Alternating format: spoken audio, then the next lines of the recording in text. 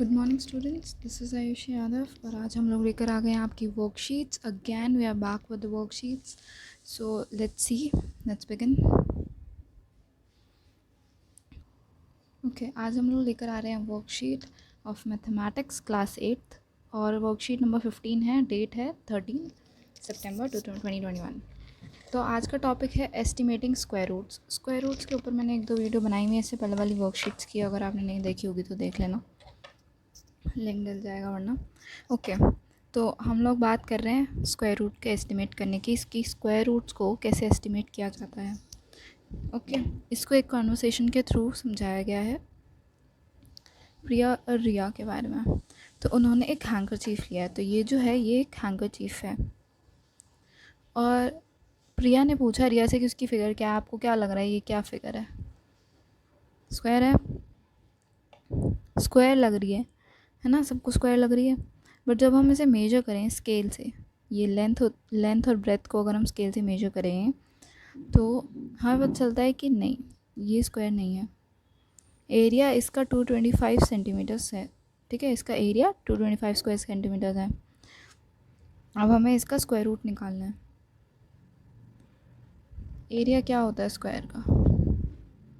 Square का area क्या होता है? Side into side, that is side का स्क्वायर, ठीक है। अगर ये एक साइड है और ये एक साइड है तो इसका स्क्वायर होता है एरिया। अब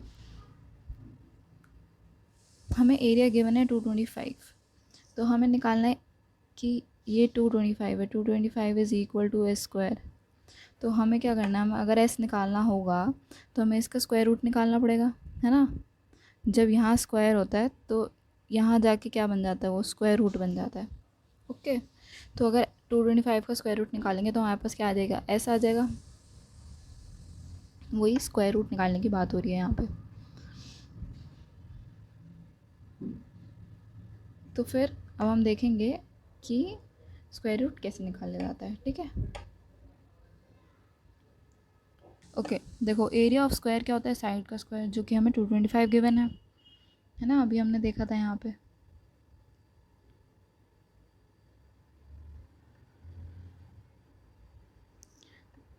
ओके, तो अब हमें देखना है कि अब हम इसका साइड कैसे निकालेंगे।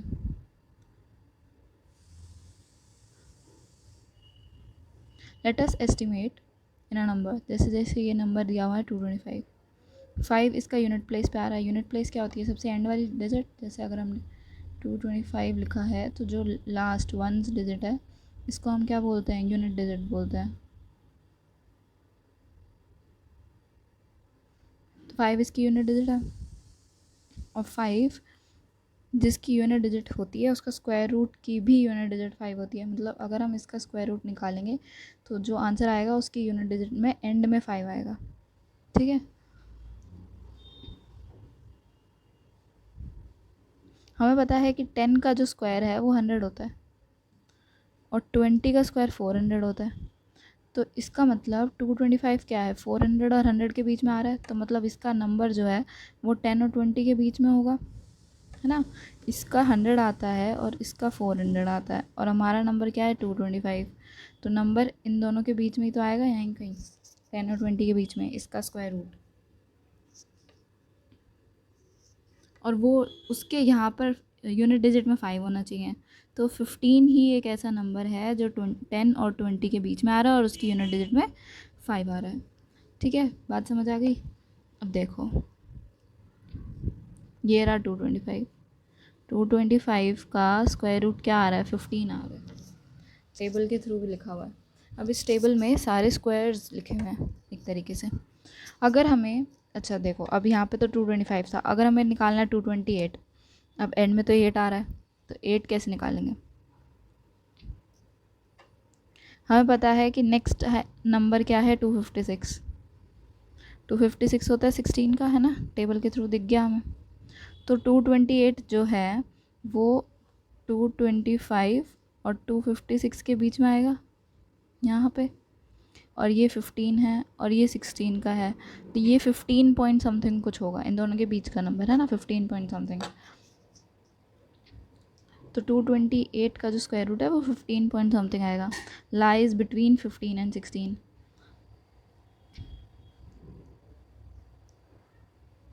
क्योंकि वो 225 से ज़्यादा है ना, 256 से कम है, तो इसका स्क्वायर जो है 228 का स्क्वायर रूट 15.1 भी हो सकता है। तो हम उसको एक अप्रॉक्सीमेट एस्टिमेट वैल्यू ले लेते हैं कि 228 का जो स्क्वायर रूट है वो 15.1 है। 15.1 ही क्यों लिया, 15.2 या 15.3, 4, 5 क्यों नहीं लिया? क्योंकि हमने देखा कि 228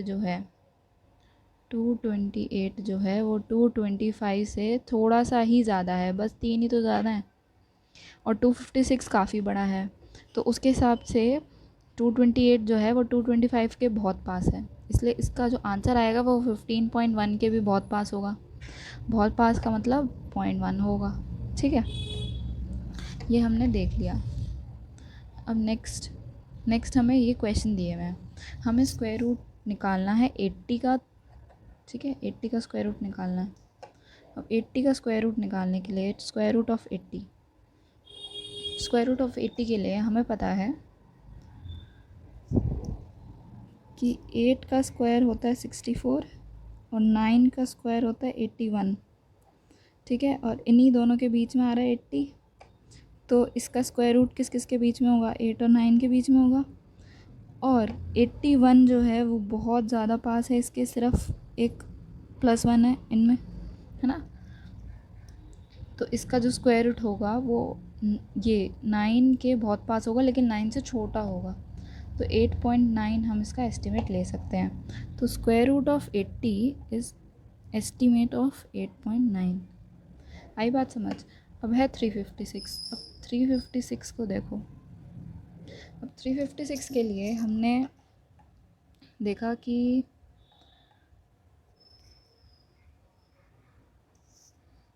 इस टेबल में देखो, ऐसे बताती हूँ मैं। इस टेबल में 356 के आसपास कौन कौन से नंबर हैं? 356 के आसपास हमारा एक ये नंबर है 324 और एक नंबर है 361, जो कि 18 और 19 का है। ठीक है, 324 और 361, तो ये आ रहे हैं 18 का स्क्वायर 324 और 19 का स्क्वायर 361, इन्हीं दोनों के बीच में आ रहा है 356। किसके ज़्यादा पास है? इसके ज़्यादा पास है ना, लेकिन इतना भी पास नहीं है, यहाँ पे 4 और 5 का गैप आ रहा है। ठीक है, तो हम लोग 356 का स्क्वायर रूट की एस्टिमेट वैल्यू क्या लिख सकते हैं? ये तो पता ना आपको, स्क्वायर रूट को इस फॉर्म में लिखा जाता है, ये साइन होता है स्क्वायर रूट का और ये साइन होता है स्क्वायर का। तो एस्टिमेट वैल्यू क्या ले सकते हैं 356 की? ये ले सकते हैं हम 18.8 या 9, कुछ भी लिख लो, 18.8 या 18.9, कोई भी एक एस्टिमेट वैल्यू लिख सकते हो। ठीक है, क्योंकि ये 24 है, 24 से काफ़ी दूर है 56, तो और 61 के पास है, तो पास किसके है? 19 के पास है। अब 19 के पास है लेकिन 19 से छोटा है, तो 19 से छोटा है तो ये इन्हीं दोनों में से कुछ होगा। ठीक है, अच्छा नेक्स्ट है हमारा 509। नेक्स्ट है 509। अब 509 का देखो, यहाँ पे 509 में हमारा एक 22 आ रहा है और एक 23 आ रहा है। यहाँ देखो 22 और 23, 509 है नंबर। ठीक है, 509 है, तो 509 से छोटा 484 और 509 से बड़ा 529, 22 और 23 आ रहा है, 484 और 529।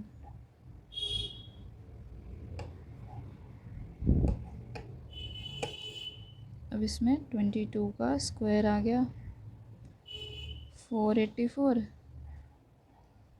एक सेकेंड,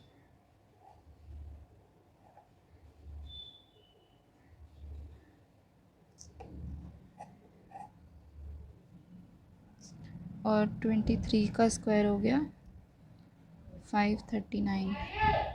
हमारा नंबर है 509। अब ये किसके पास है बताओ। ये यहाँ से 30 का डिफरेंस है और यहाँ से भी ऑलमोस्ट 30 का डिफरेंस है। 30 से थोड़ा सा कम होगा, है ना।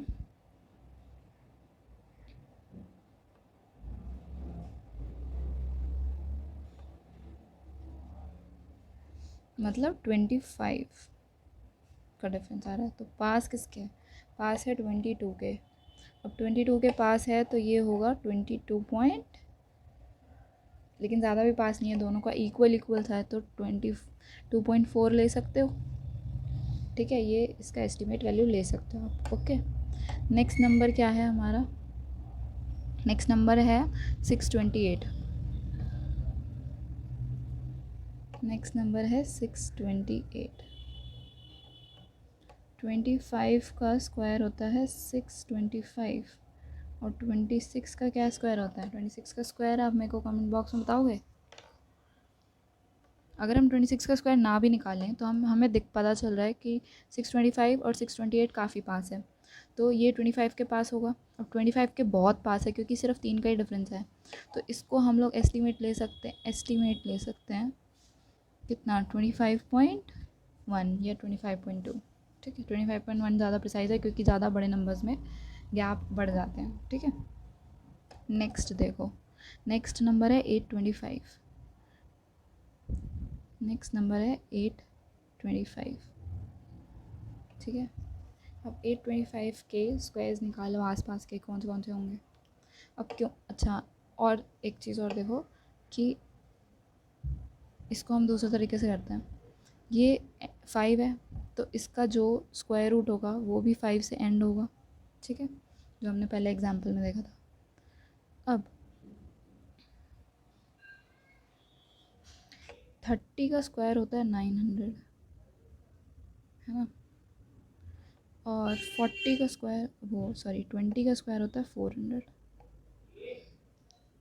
ठीक है, अब 30 और 40, 30 और 40 के बीच में लाया करेगा ये, और यूनिट डिजिट 5 है। 30 और 20 के बीच में लाया कर रहा है, 30 और 20 के बीच में लाया कर रहा है ना। और यूनिट डिजिट हमारी क्या है? 5 है।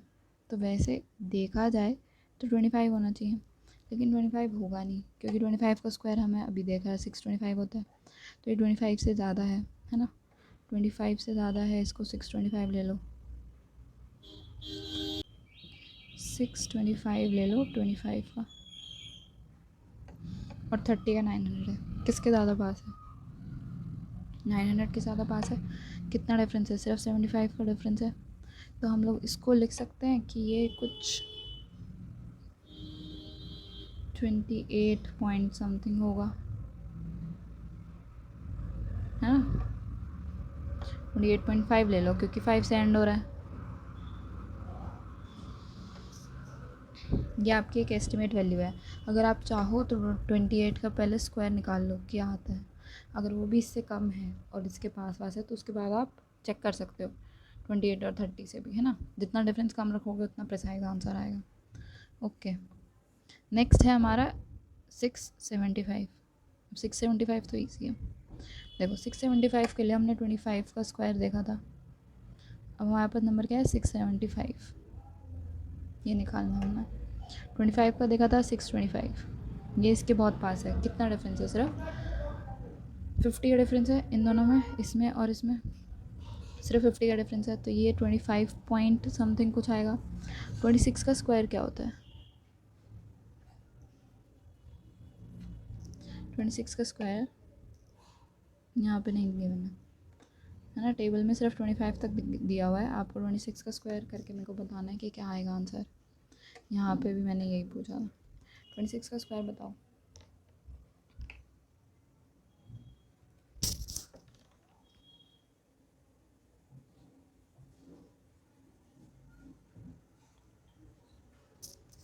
ठीक है, वो आएगा 676। ठीक है, तो ये और ये बहुत ज़्यादा पास हो गए, सिर्फ एक का डिफरेंस आया है। तो ये बिल्कुल उसके पास पहुँच जाएगा, 25.9 आ जाएगा इसका आंसर। एस्टिमेट वैल्यू 25.9 आ गई। ठीक है, मैं रब कर देती हूँ, काफ़ी किचड़ पिचड़ हो गई है। ओके, लास्ट बचा है 716। अब लास्ट बचा है 716।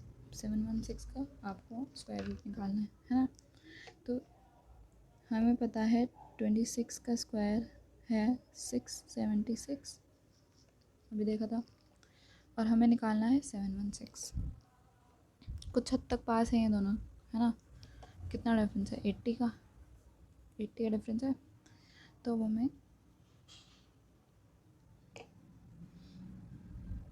नंबर देखना, मतलब 26 के आसपास का आंसर आएगा, हम गेस कर सकते हैं ये चीज़। ओके, हम लोग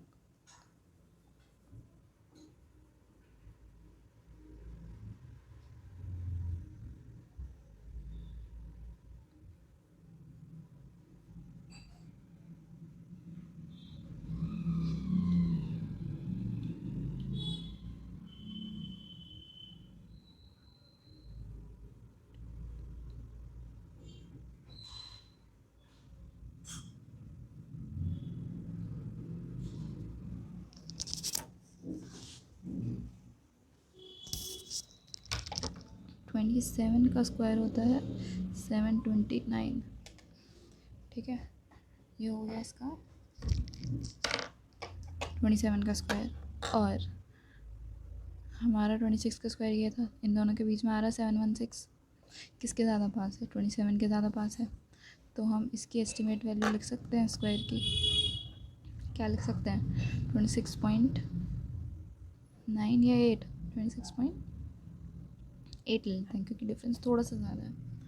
ठीक है, 13 का डिफरेंस है इन दोनों में, तो हम यहाँ पर इसको 8 मान के चल सकते हैं, 26.8। ओके, मैंने सारे क्वेश्चंस करा दिए हैं आपको।